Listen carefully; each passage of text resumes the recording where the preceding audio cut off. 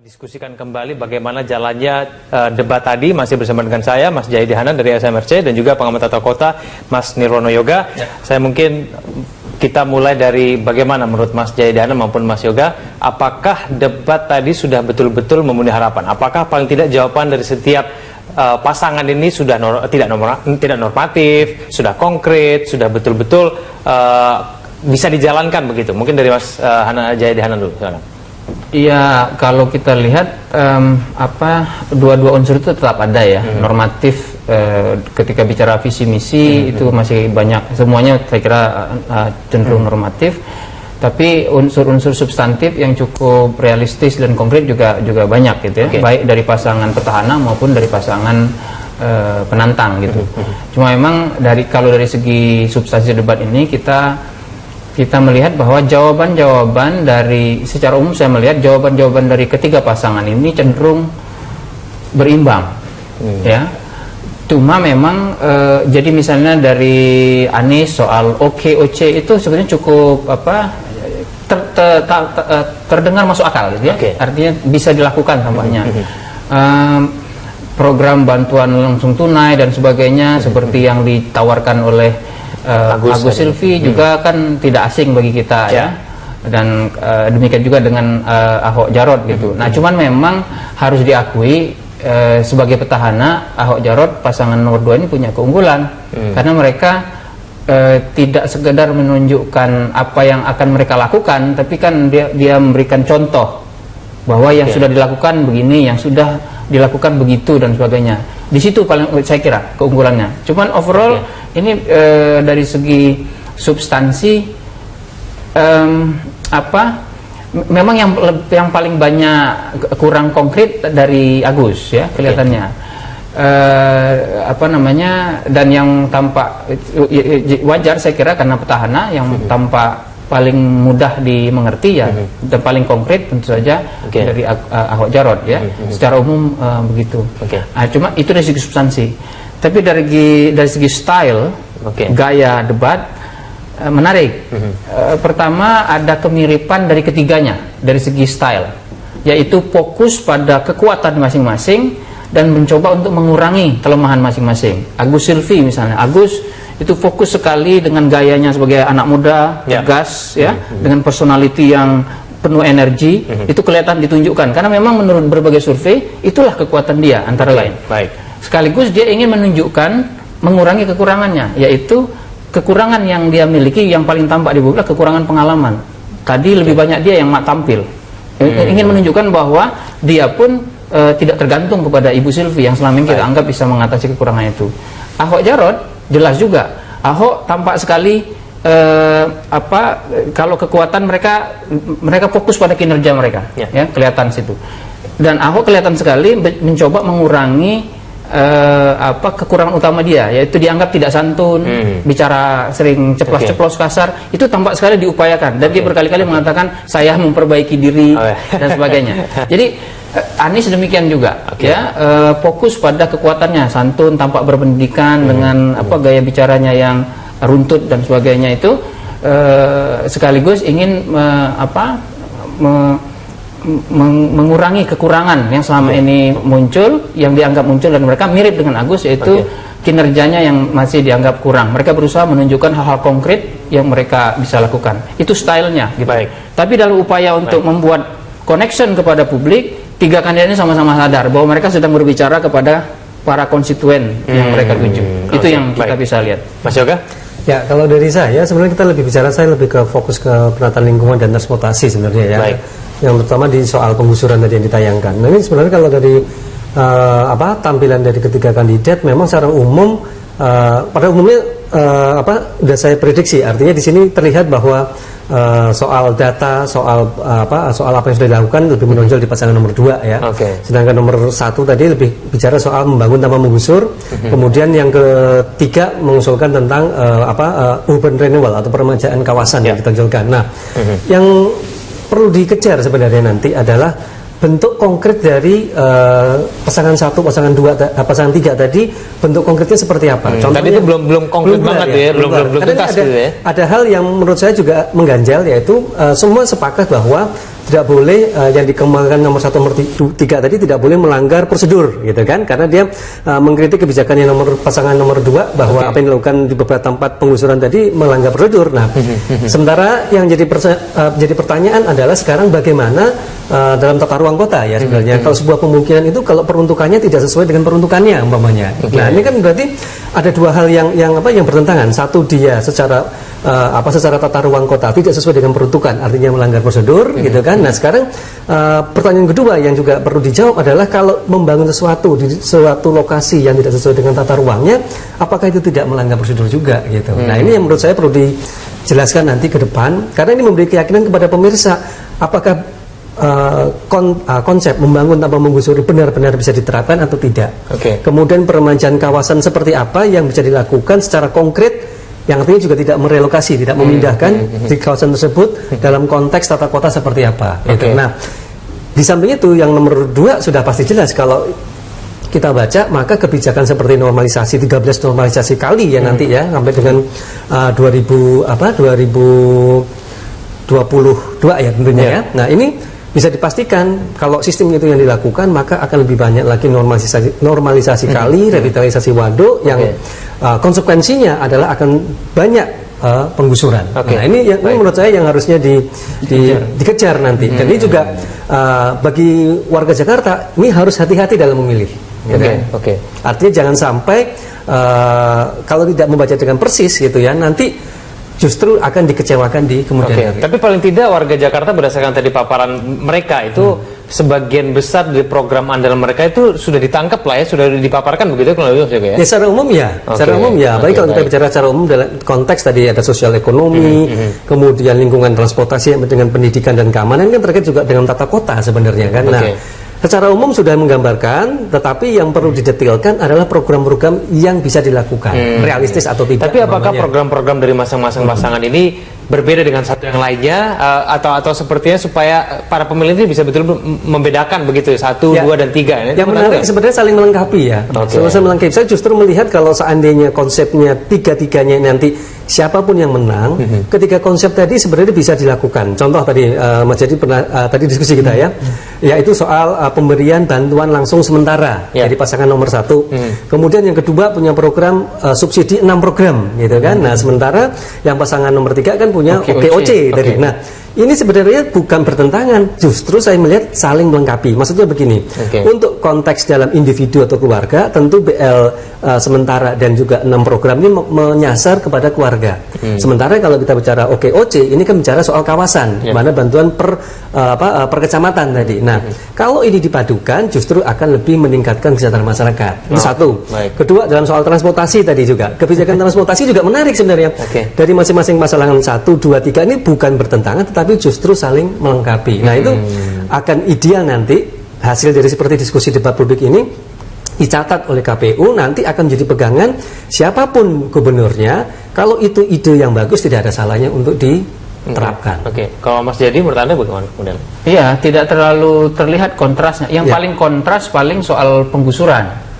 Ya, di situ yang kontras. Ya, misalnya Anies Sandi jelas akan memperbarui renewal tadi ya, meskipun tidak begitu jelas ya. Tapi ada clue ketika Anies Sandi mengkritik Ahok Jarot soal janji membangun kampung deret. Mungkin mereka berpikir soal urban renewal dengan salah satunya dengan pola kampung deret itu, mungkin itu. Kalau pasang nomor 1 jelas membangun tanpa menggusur. Tapi memang pertanyaannya bagaimana, itu yang tidak dijelaskan. Tidak ada penjelasan sepanjang perdebatan itu soal itu. Pokoknya membangun tanpa menggusur. Ahok Jarot jelas kita akan membangun, dan kalau perlu menggusur sepanjang itu memang melalui kajian dan diperlukan, itu akan dilakukan. Dengan berbagai pendekatan seperti yang mereka bilang tadi, misalnya yang terlalu disebut adalah mereka akan menggusur kalau sudah disiapkan rumah susunnya. Kalau rumah susunnya belum ada, tidak akan direlokasi dan sebagainya. Di situ paling yang kontras. Yang lain-lain tidak terlalu banyak kontrasnya. Tapi bahkan tadi seperti yang kita diskusikan di belakang, kok cenderung saling melengkapi begitu. Oke, baik Mas Jayadi, kalau kita bicara mengenai karakteristik undecided voter tadi kita sudah bicara swing voter, apakah kegelisahan mereka melihat debat Cagup tadi akan membuat mereka menentukan pilihan? Sudah bisa langsung ke situ atau belum? Bagaimana? Mungkin belum ya. Masih ada mungkin belum terlalu banyak. Masih ada kesempatan untuk dua debat lagi saya kira. Dan memang banyak di antara undecided voters itu baru akan memutuskan menjelang hari H. Ya. Yang dari jauh-jauh hari sudah memutuskan tuh menurut berbagai survei dari SMRC, yang dari jauh hari sudah memutuskan tuh ada sekitar 42%. Dan itu tidak akan berubah kalau sudah jauh-jauh hari itu? Yang jauh-jauh hari itu cenderung tidak berubah. Tidak berubah, ya. Nah, sekarang masih banyak yang masih melihat itu. Yang sudah terlihat betul 17-20% di antara yang sekarang sudah menentukan pilihan itu masih bisa berubah dan itu masih bisa dirayu melalui debat ini. Yang kedua 18-20% masih undecided itu ya. Nah, tetapi paling tidak sekarang ini minimal ya Agus yang selama ini diragukan bisa masuk dalam kancah perdebatan, paling tidak untuk level yang ditetapkan orang kepada dia sudah masuk di level itu. Di luar dugaan begitu ya kalau dia. Iya, saya kira dia lulus lah begitu ya. Meskipun saya kira belum bisa mengungguli dua yang lain. Belum bisa karena masih kebanyakan normatif dan dia masih dalam misi untuk menunjukkan kepada publik bahwa dia siap untuk berdebat berdamping dengan para kandidat lain yang sudah berpengalaman. Baik, kita lanjutkan isu kita di segmen selanjutnya. Pemirsa Special Report Jakarta Memilih kembali saat lagi.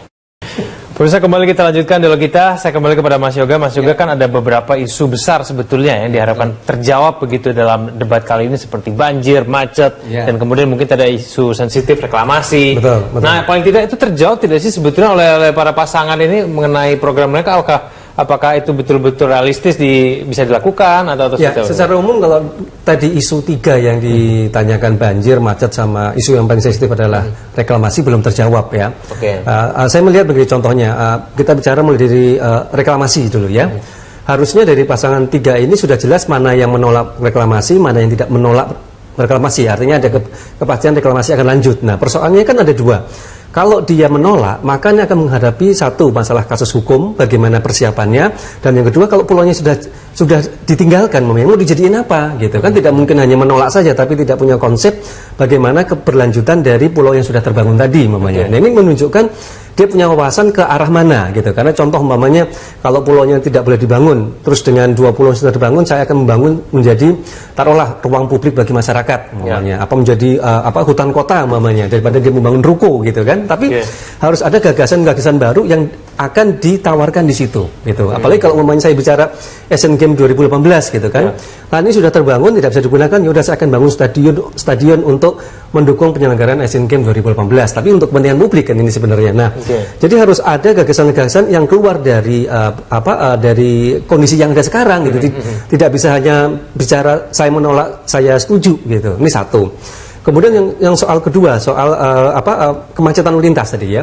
Transportasi namanya. Transportasi yang dipikirkan ini kan selalu bicara soal transportasi dari pinggir ke tengah kota. Orang Depok, orang Bekasi, orang Tangerang yang menuju ke kota yang justru sebenarnya tidak memilih.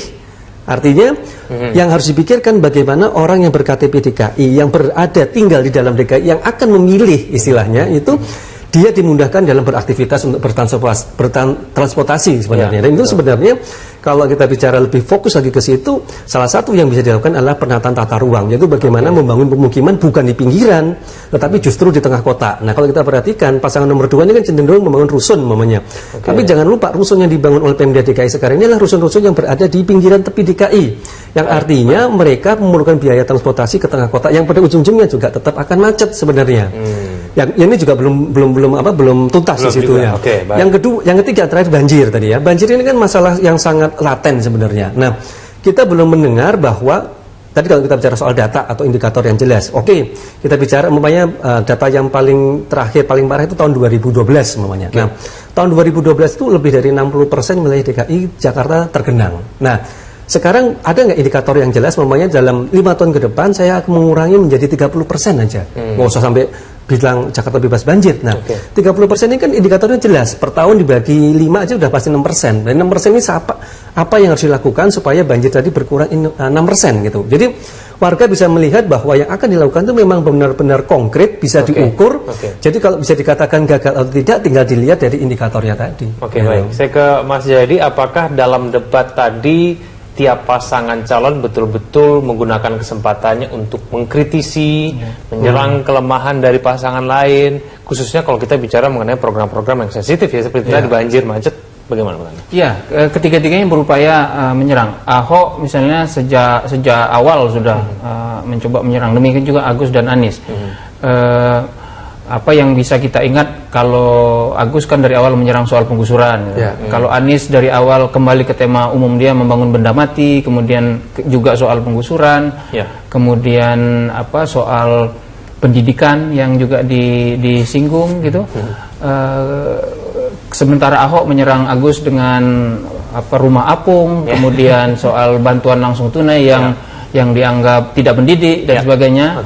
Walaupun sebenarnya bisa diserang balik oleh Agus ya, karena ternyata yang subsidi 6 program itu sebetulnya juga seperti bantuan langsung tunai juga kan. Untuk lain tentu tidak tunai dalam arti kontan uang cash langsung cash, tapi dalam bentuk kartu pun, walaupun kartu itu kan tunai juga gitu ya. Itu sementara terhadap Anies dia menyerang sebagai teori, dosen, kemudian dulu waktu Menteri Pendidikan ngapain aja, kira-kira ada cluenya di situ. Jadi ketiga-tiganya berusaha menyerang pihak lawan sesuai dengan kelemahannya masing-masing.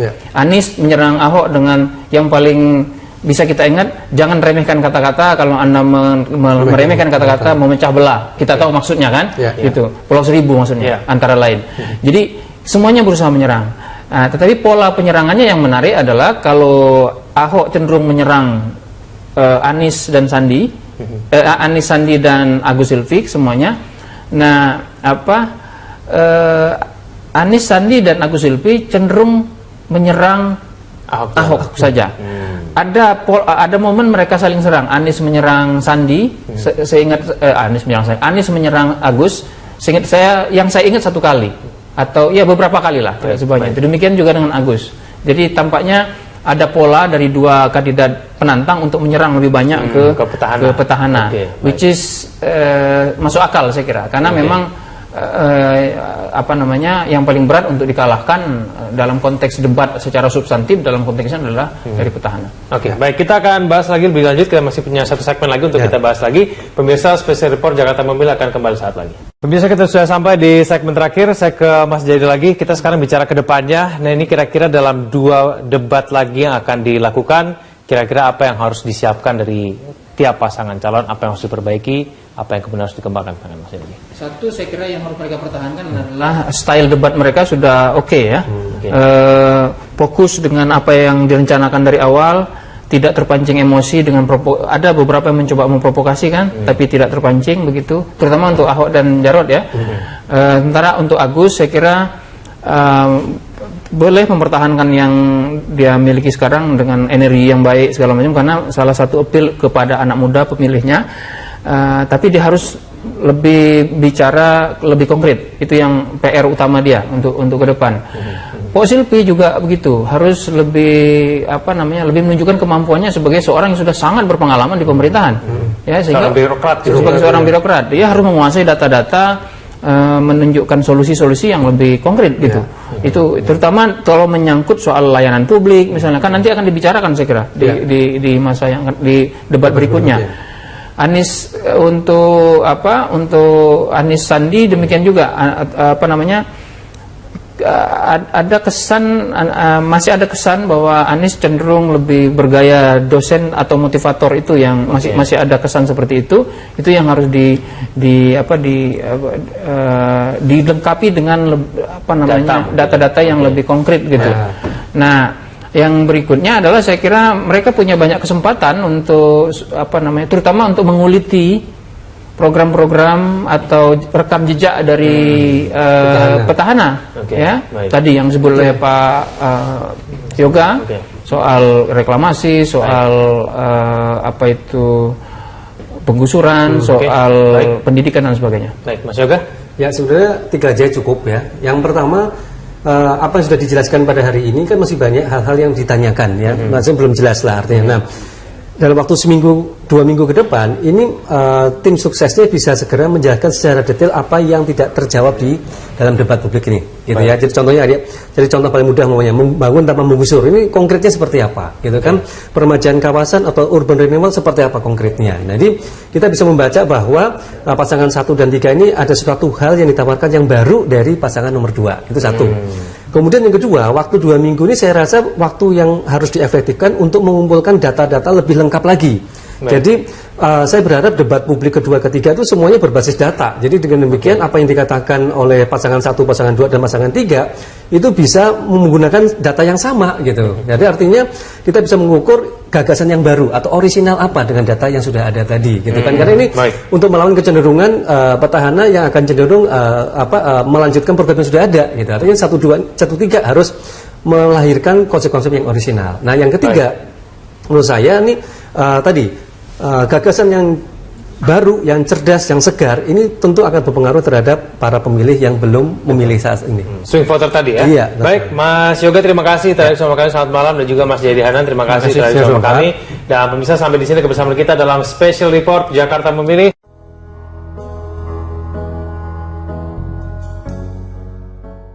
Masih bisa dirayu melalui debat ini.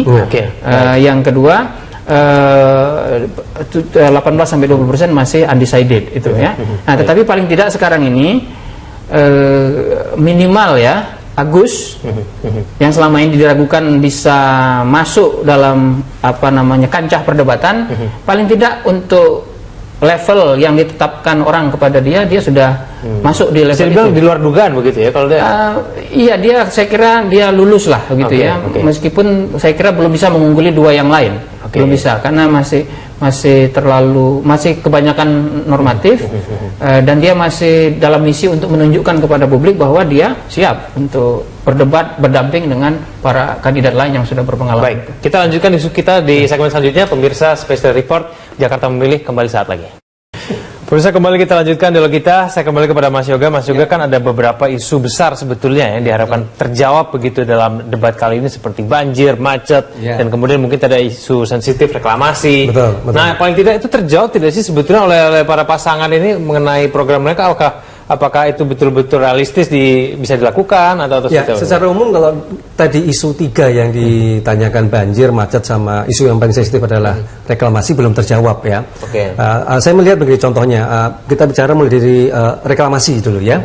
Harusnya dari pasangan 3 ini sudah jelas mana yang menolak reklamasi, mana yang tidak menolak reklamasi. Artinya ada kepastian reklamasi akan lanjut. Nah, persoalannya kan ada 2. Kalau dia menolak, makanya akan menghadapi satu masalah kasus hukum, bagaimana persiapannya, dan yang kedua kalau pulaunya sudah ditinggalkan, mau dijadiin apa, gitu kan? Tidak mungkin hanya menolak saja, tapi tidak punya konsep bagaimana keberlanjutan dari pulau yang sudah terbangun tadi, mamanya. Nah, ini menunjukkan dia punya wawasan ke arah mana, gitu. Karena contoh umpamanya kalau pulaunya tidak boleh dibangun, terus dengan 2 pulau yang sudah dibangun, saya akan membangun menjadi taruhlah ruang publik bagi masyarakat, umpamanya. Apa menjadi hutan kota, umpamanya, daripada dia membangun ruko, gitu kan. Tapi harus ada gagasan-gagasan baru yang akan ditawarkan di situ, gitu. Apalagi kalau umpamanya saya bicara Asian Games 2018, gitu kan.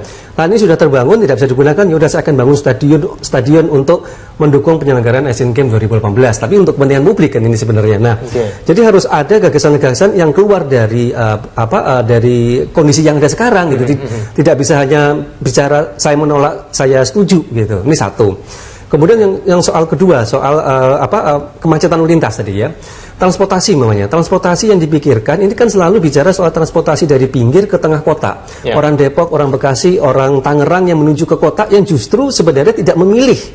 Artinya yang harus dipikirkan bagaimana orang yang ber-KTP DKI, yang berada tinggal di dalam DKI, yang akan memilih istilahnya itu dia dimudahkan dalam beraktivitas untuk bertransportasi sebenarnya. Dan itu sebenarnya kalau kita bicara lebih fokus lagi ke situ, salah satu yang bisa dilakukan adalah penataan tata ruang, yaitu bagaimana membangun pemukiman bukan di pinggiran, tetapi justru di tengah kota. Nah, kalau kita perhatikan pasangan nomor 2 ini kan cenderung membangun rusun namanya. Tapi jangan lupa rusun yang dibangun oleh Pemda DKI sekarang ini adalah rusun-rusun yang berada di pinggiran tepi DKI, yang artinya mereka memerlukan biaya transportasi ke tengah kota yang pada ujung-ujungnya juga tetap akan macet sebenarnya.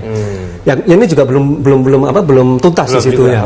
Yang ketiga terakhir banjir tadi ya. Banjir ini kan masalah yang sangat laten sebenarnya. Nah, kita belum mendengar bahwa tadi kalau kita bicara soal data atau indikator yang jelas. Oke, kita bicara umpamanya data yang paling terakhir paling parah itu tahun 2012 umpamanya. Nah, tahun 2012 itu lebih dari 60% wilayah DKI Jakarta tergenang. Nah, sekarang ada nggak indikator yang jelas, umpamanya dalam 5 tahun ke depan saya akan mengurangi menjadi 30% aja. Nggak usah sampai bilang Jakarta bebas banjir. Nah, 30% ini kan indikatornya jelas. Per tahun dibagi 5 aja udah pasti 6%. Dan 6% ini apa yang harus dilakukan supaya banjir tadi berkurang 6% gitu. Jadi warga bisa melihat bahwa yang akan dilakukan itu memang benar-benar konkret, bisa diukur. Jadi kalau bisa dikatakan gagal atau tidak, tinggal dilihat dari indikatornya tadi. Baik. Saya ke Mas Jayadi, apakah dalam debat tadi tiap pasangan calon betul-betul menggunakan kesempatannya untuk mengkritisi, menyerang kelemahan dari pasangan lain, khususnya kalau kita bicara mengenai program-program yang sensitif ya, seperti tadi banjir, macet, bagaimana? Iya, ketiga-tiganya berupaya menyerang. Ahok misalnya sejak awal sudah mencoba menyerang, demikian juga Agus dan Anies. Apa yang bisa kita ingat, kalau Agus kan dari awal menyerang soal penggusuran, kalau Anies dari awal kembali ke tema umum dia membangun benda mati, kemudian juga soal penggusuran, kemudian soal pendidikan yang juga disinggung gitu. Sementara Ahok menyerang Agus dengan rumah apung, kemudian soal bantuan langsung tunai yang dianggap tidak mendidik dan sebagainya. Walaupun sebenarnya bisa diserang balik oleh Agus ya, karena ternyata yang subsidi 6 program itu sebetulnya juga seperti bantuan langsung tunai juga kan. Tentu tidak tunai dalam arti kontan uang cash tapi dalam bentuk kartu pun, walaupun kartu itu kan tunai juga gitu ya. Itu sementara terhadap Anies dia menyerang sebagai teori, dosen, kemudian dulu waktu Menteri Pendidikan ngapain aja, kira-kira ada clue-nya di situ. Jadi ketiga-tiganya berusaha menyerang pihak lawan sesuai dengan kelemahannya masing-masing. Anies menyerang Ahok dengan yang paling bisa kita ingat, jangan remehkan kata-kata. Kalau Anda meremehkan kata-kata, memecah belah. Kita tahu maksudnya kan? Gitu. Pulau Seribu maksudnya, antara lain. Jadi semuanya berusaha menyerang. Tetapi pola penyerangannya yang menarik adalah kalau Ahok cenderung menyerang Anies dan Sandi, Anies, Sandi dan Agus Silvi semuanya. Nah, Anies, Sandi dan Agus Silvi cenderung menyerang Ahok saja. Ada momen mereka saling serang. Anies menyerang Sandi, Anies menyerang Agus. Yang saya ingat satu kali atau ya beberapa kali lah, tidak sebanyak. Demikian juga dengan Agus. Jadi tampaknya ada pola dari dua kandidat penantang untuk menyerang lebih banyak ke petahana, which is masuk akal saya kira, karena memang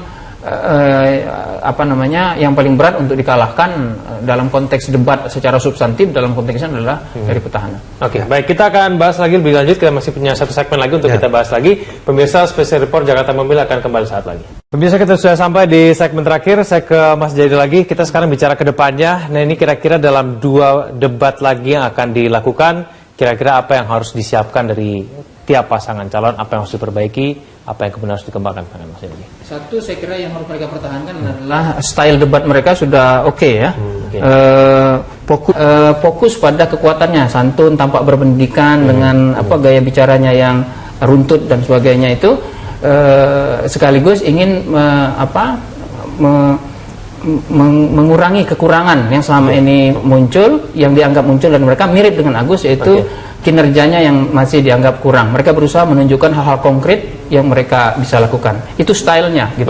Tapi dalam upaya untuk membuat connection kepada publik, 3 kandidat ini sama-sama sadar bahwa mereka sedang berbicara kepada para konstituen yang mereka tuju. Itu yang kita bisa lihat. Mas Yoga? Ya, kalau dari saya sebenarnya kita saya lebih ke fokus ke penataan lingkungan dan transportasi sebenarnya ya. Yang terutama di soal penggusuran tadi yang ditayangkan. Nah, ini sebenarnya kalau dari tampilan dari ketiga kandidat memang secara umum pada umumnya sudah saya prediksi, artinya di sini terlihat bahwa soal data, soal apa yang sudah dilakukan lebih menonjol di pasangan nomor 2 ya. Sedangkan nomor 1 tadi lebih bicara soal membangun tanpa menggusur.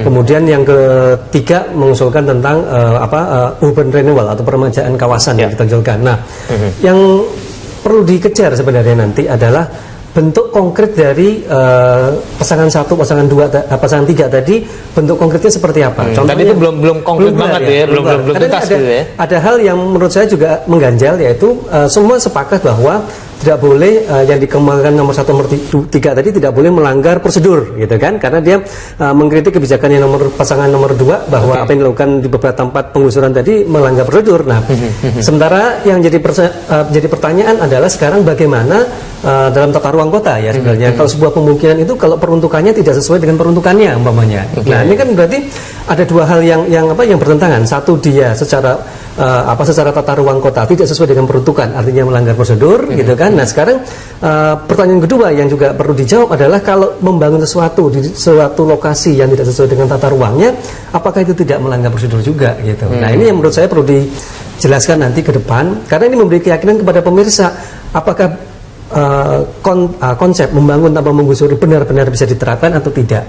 Kemudian peremajaan kawasan seperti apa yang bisa dilakukan secara konkret, yang artinya juga tidak merelokasi, tidak memindahkan di kawasan tersebut dalam konteks tata kota seperti apa. Gitu. Nah, di samping itu yang nomor 2 sudah pasti jelas kalau kita baca, maka kebijakan seperti normalisasi 13 normalisasi kali ya nanti ya sampai dengan 2022 ya tentunya ya. Nah, ini bisa dipastikan kalau sistem itu yang dilakukan, maka akan lebih banyak lagi normalisasi kali, revitalisasi waduk yang konsekuensinya adalah akan banyak penggusuran. Nah, ini menurut saya yang harusnya dikejar nanti. Dan ini juga bagi warga Jakarta ini harus hati-hati dalam memilih. Artinya jangan sampai kalau tidak membaca dengan persis gitu ya, nanti justru akan dikecewakan di kemudian hari. Tapi paling tidak warga Jakarta berdasarkan tadi paparan mereka itu sebagian besar dari program andalan mereka itu sudah ditangkap lah ya, sudah dipaparkan begitu kalau ya? Ya secara umum ya, secara umum ya. Baik kalau kita bicara secara umum dalam konteks tadi ada sosial ekonomi, kemudian lingkungan transportasi dengan pendidikan dan keamanan kan terkait juga dengan tata kota sebenarnya kan. Nah, secara umum sudah menggambarkan, tetapi yang perlu didetailkan adalah program-program yang bisa dilakukan, realistis atau tidak. Tapi apakah diskusikan kembali bagaimana jalannya debat tadi, masih bersama dengan saya Mas Jayadi Hanan dari SMRC dan juga pengamat tata kota Mas Nirwono Yoga. Saya mungkin kita mulai dari bagaimana menurut Mas Jayadi Hanan maupun Mas Yoga, apakah debat tadi sudah betul-betul memenuhi harapan? Apakah paling tidak jawaban dari setiap pasangan ini sudah tidak normatif, sudah konkret, sudah betul-betul bisa dijalankan begitu? Mungkin dari Mas Jayadi Hanan dulu. Iya, kalau kita lihat dua-dua unsur itu tetap ada ya. Normatif ketika bicara visi misi itu masih banyak, semuanya saya kira cenderung normatif. Tapi unsur-unsur substantif yang cukup realistis dan konkret juga banyak gitu ya. Baik dari pasangan petahana maupun dari pasangan penantang gitu. Cuma memang kalau dari segi substansi debat ini kita melihat bahwa jawaban-jawaban dari, secara umum saya melihat jawaban-jawaban dari ketiga pasangan ini cenderung berimbang, ya. Cuma memang jadi misalnya dari Anies soal OKOC itu sebenarnya cukup terdengar masuk akal, gitu ya. Artinya bisa dilakukan tampaknya. Program bantuan langsung tunai dan sebagainya seperti yang ditawarkan oleh Agus Silvi juga kan tidak asing bagi kita ya. Dan demikian juga dengan Ahok Jarot gitu. Nah, cuman memang harus diakui sebagai petahana Ahok Jarot pasangan nomor 2 ini punya keunggulan karena mereka tidak sekedar menunjukkan apa yang akan mereka lakukan, tapi kan dia memberikan contoh bahwa yang sudah dilakukan begini, yang sudah dilakukan begitu dan sebagainya. Di situ paling saya kira keunggulannya. Cuman overall ini dari segi substansi memang yang paling banyak kurang konkret dari Agus ya kelihatannya.